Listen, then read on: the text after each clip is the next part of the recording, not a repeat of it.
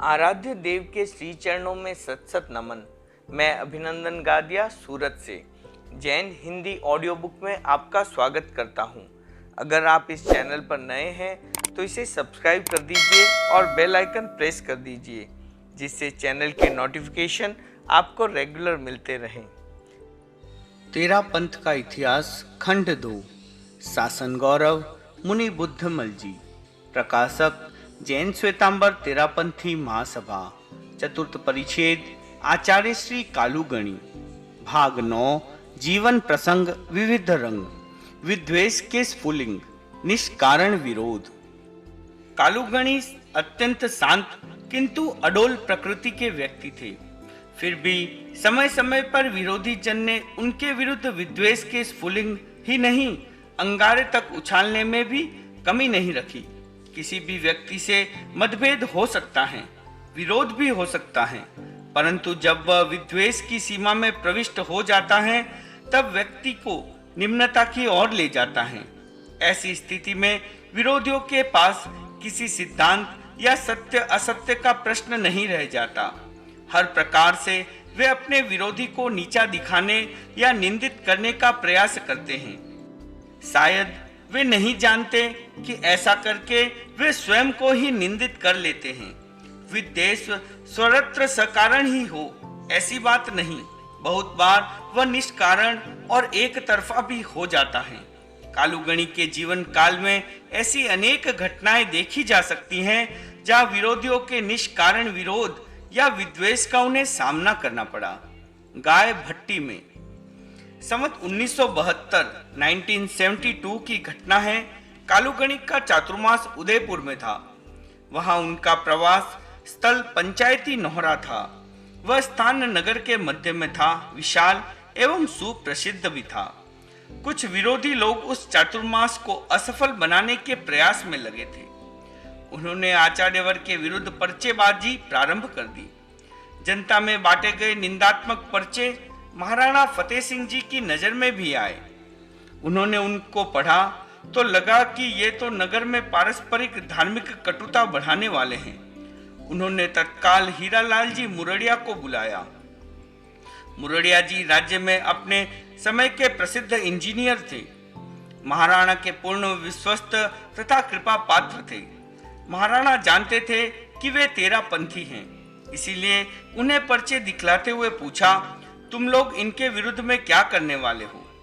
मुरड़िया जी ने निवेदन किया, तेरापंथ की सदा से यह नीति रही है कि विरोध का उत्तर विरोध से न दिया जाए और किसी प्रकार की पर्चेबाजी में न पड़ा जाए। महाराणा ने सुखद आश्चर्य व्यक्त किया और इस नीति को बहुत उत्तम बतलाया। उन्हें इस बात से संतोष भी मिला कि अब नगर में पारस्परिक कटुता फैलने का भय नहीं है। कुछ दिनों पश्चात एक दुस्साहसक्त पर्चा फिर प्रकाशित हुआ। उसमें लिखा था कि पंचायती नौहरे की जलती हुई भट्टी में एक गाय गिरकर मर गई। तेरापंथी पूज्य कालूगणी तथा उनके भक्त वहीं सामने बैठे थे, फिर भी किसी ने उसको बचाया नहीं। महाराणा ने उक्त पर्चा देखा तो मुरड़िया जी को तत्काल बुलाया और कहा, हीरालाल, तुम लोग इस पर्चे का स्पष्टीकरण अविलंब करो, अन्यथा जनता में भ्रांति फैलेगी और वातावरण विषाक्त बन जाने का भय है। मुरड़िया जी ने महाराणा का उक्त प्रस्ताव आचार्यवर के सम्मुख रखा। आचार्यवर ने उसके सामयिक औचित्य को माना। स्थानीय श्रावकों ने तब उसका स्पष्टीकरण प्रकाशित किया कि चातुर्मास काल में पंचायती नौरे में कोई जीवनवार नहीं होता, अतः कोई भट्टी नहीं जलती। इस स्थिति में गाय के जलने और उसे न बचाने की बात स्वतः मिथ्या है। केवल द्वेष फैलाने के उद्देश्य से ही ऐसी बात को जनता में प्रचारित किया गया है। इस स्पष्टीकरण से सहज ही जनता का भ्रम तो निरस्त हुआ ही, साथ ही फैलाई जाने वाली विद्वेष भावना की भी कलई खुल गई। निष्कासन प्रार्थना। विद्वेष भावना से उद्भूत एक दूसरी घटना भी उसी चातुर्मास में घटित हुई। वर्षा का समय था, फिर भी उदयपुर राज्य में विशेष वर्षा नहीं हुई। उस स्थिति ने लोगों को चिंतातुर कर दिया। अकाल पड़ने की आशंका होने लगी। प्रकृति के इस प्रकोप पर किसी का कोई वश नहीं चलता, पर उसे भी लोगों ने गुरुवर और तेरापन के प्रति जन आक्रोश बढ़ाने का साधन बनाया। प्रचारित किया गया कि ये लोग जहां भी चातुर्मास करते हैं वहां वर्षा नहीं होने देते, अतः दुष्काल हो जाता है। एक व्यक्ति ने तो बड़ी ओछी भाषा में महाराणा फतेह सिंह जी को पत्र लिखकर प्रार्थना की कि इन दुष्ट मलेच्छों को नगर निष्कासन का आदेश देकर यहाँ से बाहर निकाल दिया जाए, ताकि वर्षा हो और मनुष्यों तथा पशु पक्षियों की प्यास बुझे। महाराणा तेरापन के विरुद्ध किए जाने वाले विद्वेषपूर्ण प्रचार एवं पर्चेबाजी से परिचित हो चुके थे, अतः इस निर्नाम पत्र का उन पर क्या प्रभाव होना था। उन्होंने उसे हीरालाल जी मुरड़िया को देते हुए कहा, देखो कैसे विचित्र लोग हैं जो समझते हैं कि वर्षा भी किसी के संकेत पर चलती है। मुरड़िया जी ने वह पत्र लाकर मुनि मगनलाल जी को दिखलाया। उन्होंने उसे जांचकर अपने पास रख लिया। सीधा और उल्टा पात्र। संवत 1973 में आचार्यवर ने वर्षा प्रवास जोधपुर में किया।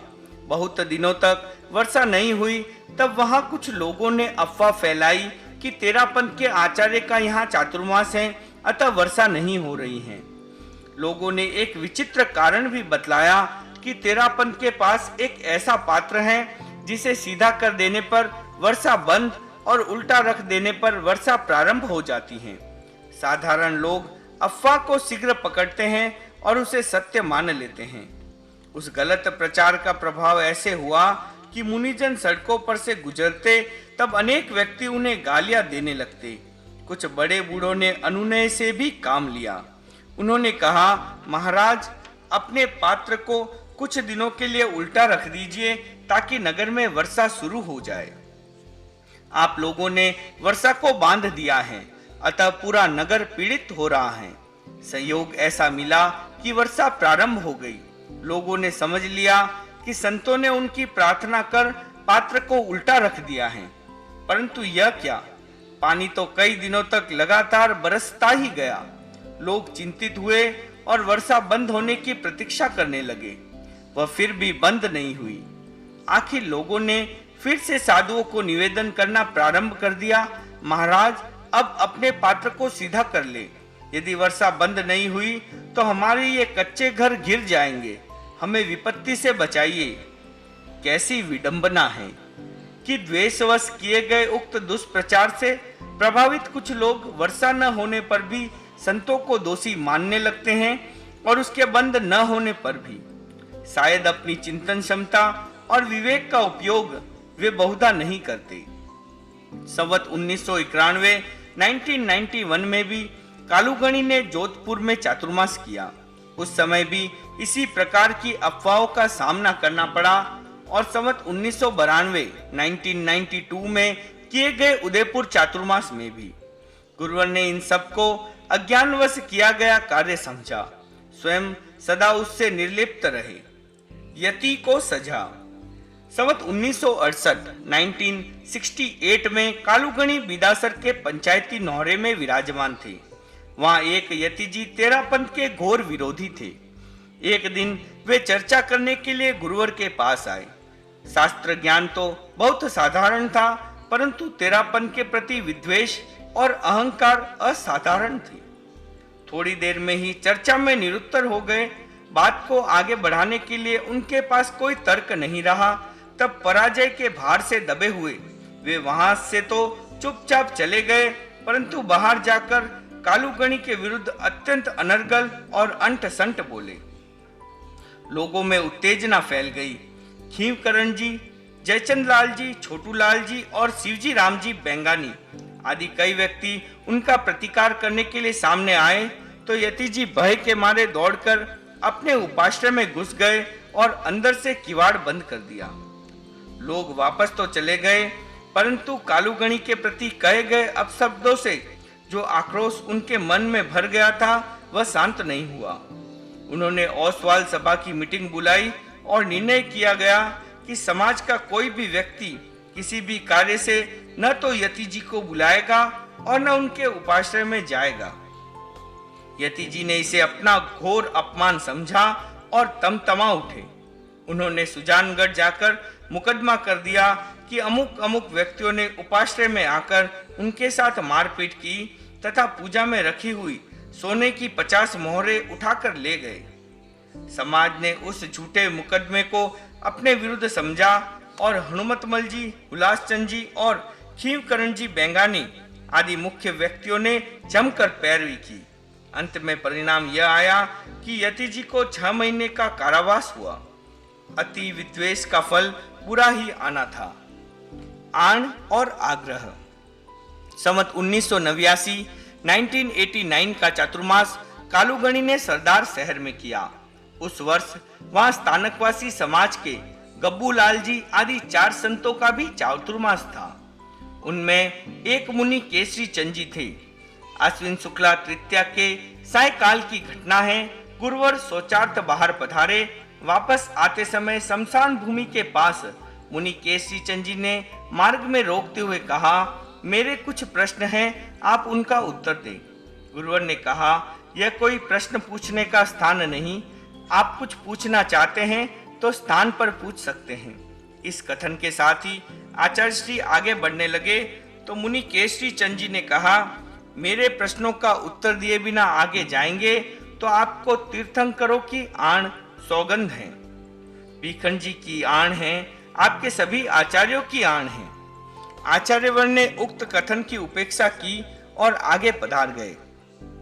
उस समय गुरुवर की सेवा में कई व्यक्ति थे। उनमें मुख्य थे शिवलाल जी पटवा, उत्तमचंद जी गोठी और नेमीचंद जी बोरड़।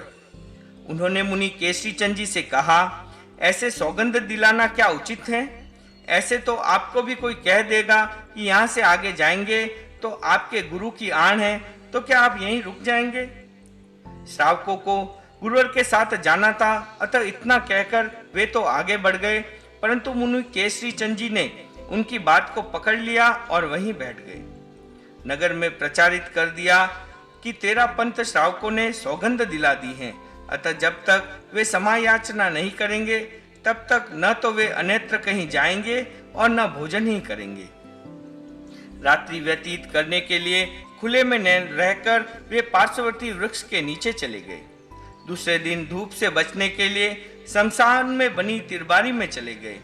फिर अनेक दिनों तक वहीं रहे। क्रमशः दिन निकलते गए, वातावरण को विषाक्त बनाया जाता रहा। नगर के अनेक प्रबुद्ध एवं प्रमुख व्यक्तियों ने उन्हें समझाने का प्रयास किया, परंतु वे अपने आग्रह पर ही अड़े रहे। उन्होंने किसी की बात नहीं मानी। 4 आंखें। बीकानेर नरेश गंगा सिंह जी तक आण दिलाने के विवाद की बात पहुंची। उन्होंने यथाशीघ्र उसे मिटाने में रुचि ली। राज्य के आईजीपी ठाकुर गुलाब सिंह जी को सरदार शहर भेजा। उनके वहां पहुंचने पर कई लोग योजना पूर्वक उनसे मिले। उक्त विवाद विषयक अपने विचार उनके सम्मुख रखे और संभावित समाधान की प्रक्रिया बतलाते हुए कहा, वास्तव में कोई विवाद नहीं है। तेरा पंथ के लोगों ने मुनिश्री को आण दिला दी, उसी से ये झगड़ा खड़ा हुआ है। वे माफी मांग ले तो सारा विवाद अभी समाप्त हो जाए। आप थोड़ा सा दबाव देकर यदि इतना सा करवा देंगे तो सहज ही पूरा श्रेय आपको मिल जाएगा।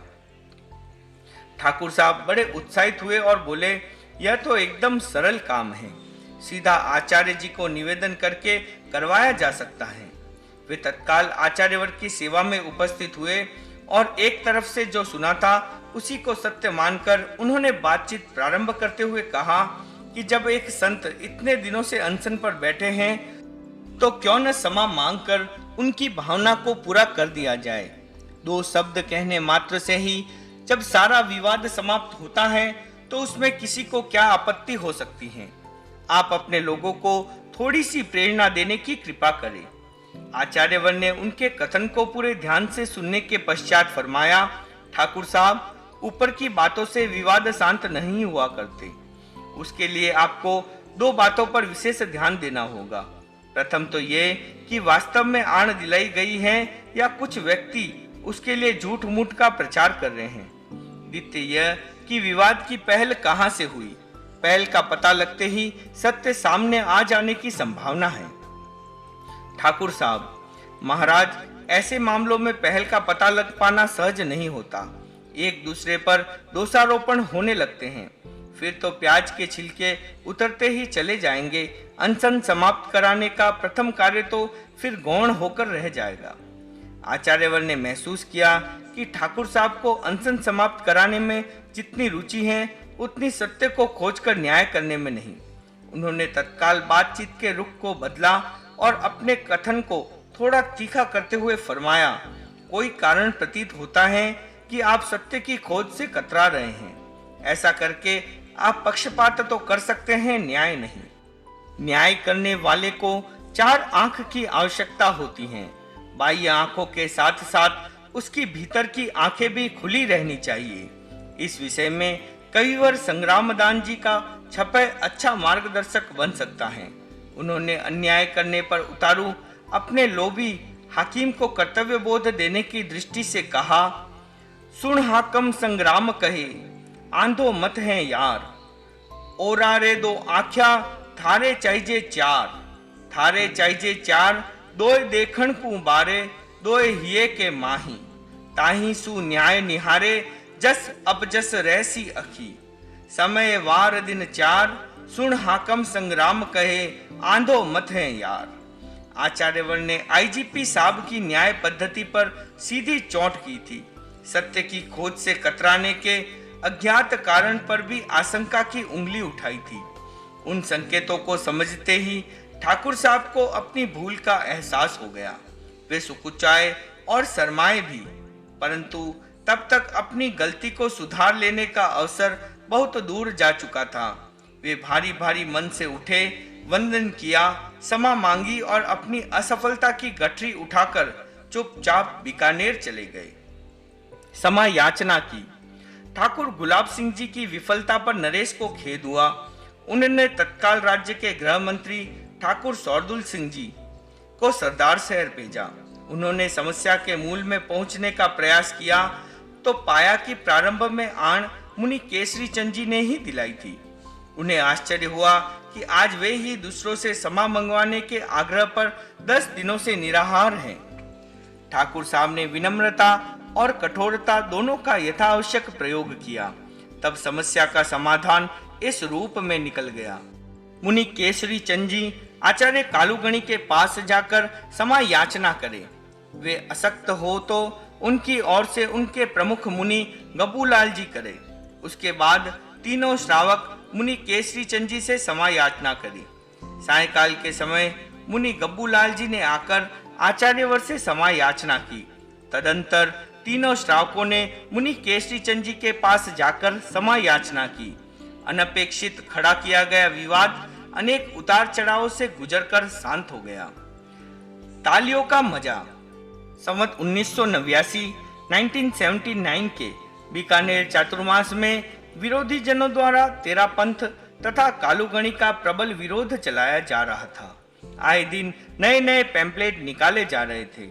उस समय की घटना है, एक दिन सायंकाल के समय जेठमल जी सुराणा अपने कई मित्र के साथ आचार्यवर के पास आए। वे हाथी दांत के चूड़ों का व्यापार करते थे, अतः लोग उन्हें दाती जी कहकर पुकारते थे। वे मंदिर मार्गी थे, तेरापंथ के प्रति गहरा विरोध रखते थे।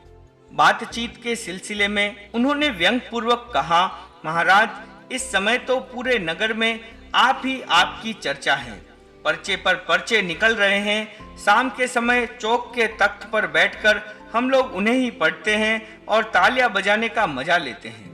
आचार्यवर ने फरमाया, दाती जी, आप तो जैन श्रावक हैं, अवश्य जानते होंगे कि दूसरों की निंदा करने तथा उसमें रस लेने में कर्मों का बंधन होता है। दाती जी, यह तो आप ठीक ही फरमा रहे हैं, पर तेरापंथ की मान्यता ही ऐसी है, इसका कोई क्या करे। इस पर तो हंसा ही जा सकता है। आचार्य श्री ने दाती जी का रुख हंसी उड़ाने का देखा तो बात को समाप्त करने की दृष्टि से फरमाया, जिज्ञासा लेकर आते तो अच्छा रहता। तत्व को समझे बिना न हंसी उड़ाना अच्छा है और न तालियां बजाना। आज आप तालियों का मजा लेते हैं तो कल कोई दूसरा आप पर तालियां बजाकर खुश होगा। यह तो संसार है, अपने कर्म अपने को ही भोगने होते हैं। वार्ताक्रम समाप्त हो गया, आगंतुक चले गए। कई व्यक्तियों ने आचार्यवर के अंतिम वाक्य का अपनी दृष्टि से अर्थ लगाया कि ये तालियां तो अब बजने ही वाली हैं। संयोगवश कुछ ही महीनों के बाद ताती जी के ऐसा घाटा लगा कि उन्हें दिवाला निकाल देना पड़ा। ताती जी को तब अवश्य ही अनुभव हुआ होगा कि तालियों का मजा बहुत महंगा पड़ा। चर्चा प्रसंग, जिज्ञासा एवं विजिज्ञासा। कालुगणी के युग में धार्मिक चर्चाओं के प्रसंग बहुधा उभरते रहते थे। जिज्ञासा वृत्ति से चर्चा करना तो ज्ञान वृद्धि का हेतु बनता है, पर सर्वत्र ऐसा नहीं होता।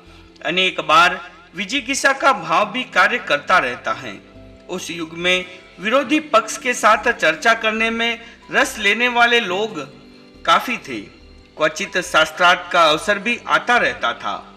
चर्चा की अपेक्षा शास्त्रार्थ की व्यवस्था थोड़ी भिन्न और भारी भरकम हुआ करती थी। वह किसी सार्वजनिक स्थान पर मध्यस्थों या निर्णायकों की उपस्थिति में किया जाता था। जय पराजय का निश्चय निर्णायकों की सर्वसम्मति या बहुमत से होता था। चर्चा में यह सारा झंझट नहीं था। एक पक्ष का निरुत्तर हो जाना ही स्वयं उसकी पराजय का निर्णायक माना जाता था। आचार्य वर्ग को जिज्ञासा युक्त चर्चाओं में तो रस था, परंतु विजिज्ञासा वाली चर्चाओं में नहीं। फिर भी अनेक अवसर ऐसे आए जब उन्हें इस अनुभव में से भी गुजरना पड़ा।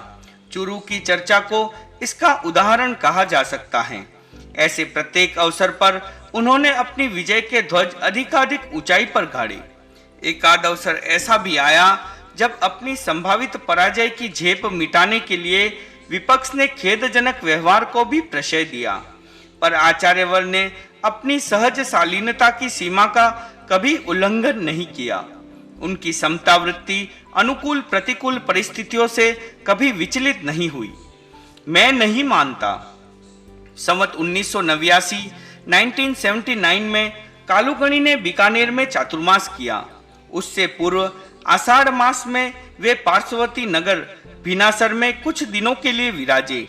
वहां स्थानकवासी संप्रदाय के प्रमुख श्रावक कनीराम जी बाठिया आदि कुछ व्यक्ति तत्व चर्चा करने के निमित्त आए।